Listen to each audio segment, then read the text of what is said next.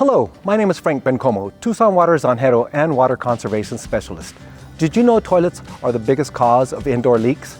That's because they are often silent and go undetected until a customer receives a high water bill. In the next part of our Self-Audit series, I'm going to demonstrate how to conduct a 5-step inspection to ensure that the toilet is working properly and not wasting water. Tucson Water recommends you inspect your toilets annually. Before you begin an inspection, gather a few household items to make this easier. You'll need a towel and a screwdriver. Our first step is to check the water level in the tank for overflow. Remove the toilet tank lid so that you can see the toilet components and place the lid on the towel out of the way. Be careful not to damage it as they are difficult to replace. Locate the overflow tube and inspect for chips or cracks. The correct water level should be between 1/4 of an inch to 1/2 of an inch below the top of the overflow tube.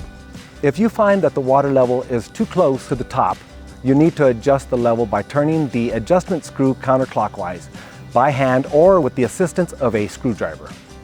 Water spilling into the tube means it's constantly going down the drain. In step 2, I will test the flush lever. Pay close attention to the chain slack tension and the tightening nut on the inside of the toilet when the lever is pushed. Too much chain slack can cause it to get caught on other components or get trapped underneath the flapper. Too little chain slack can prevent the flapper from seating correctly and cause unnecessary tension on the flush lever, which can make it wear out more quickly. If the nut is loose, it can cause the flush lever to flop over, creating longer chain slack. Step 3 is to test the toilet fill valve. Give it a few flushes and it should continuously fill for a few seconds and come to a complete stop. After each flush, put your ear to the fill valve to ensure that you hear the water flow stop. The fill valve will recharge the toilet tank and stop filling once it reaches the optimal or desired water level as shown in step 1. Step 4 is to inspect the toilet flapper. Keep in mind that flappers are submerged in tank water and will warp or degrade over time. The mineral content of our water in Tucson can speed up the deterioration of flappers. We recommend that you replace all toilet flappers in your home every 3 to 5 years. Make sure the flapper is seating correctly and the inlet is clean, not allowing water to escape down the drain.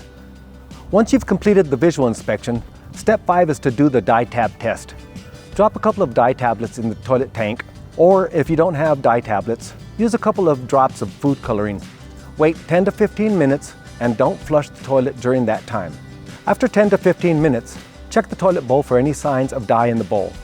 If you do notice a change in color, that can be an indication that you have a leaky flapper and it needs to be replaced, or that the water is running into the overflow tube. If you see dye in the bowl, but you can't determine where it is coming from, it may be time to ask a handy friend or call a plumber. Our last tip is to make sure you have a good working angle stop shutoff valve for your water supply before making any repairs, and always refrain from using parts that were not provided by the manufacturer, such as paper clips, twist ties, and zip ties. Learning how to conduct a toilet inspection and setting a reminder to do it twice a year is good maintenance, and it can prevent surprising high water bills.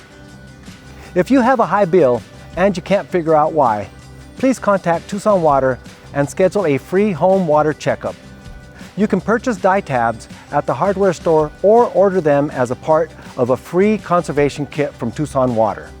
Thank you for your efforts to conserve water and be part of our responsible desert dweller community.